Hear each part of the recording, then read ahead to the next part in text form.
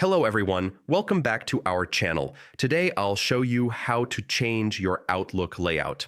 First, log into your Microsoft Outlook account by visiting the Outlook login page and entering your registered email address and password. Once you're logged in, navigate to the Mail section where you manage your emails. At the top of the page, click on the View tab.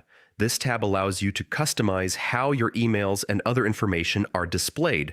Under the View tab, select Layout. Here, you'll find different layout options for your reading pane, message list, and conversation view.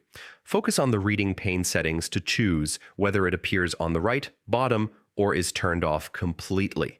Adjust it according to your preference to make reading emails more comfortable. And that's it.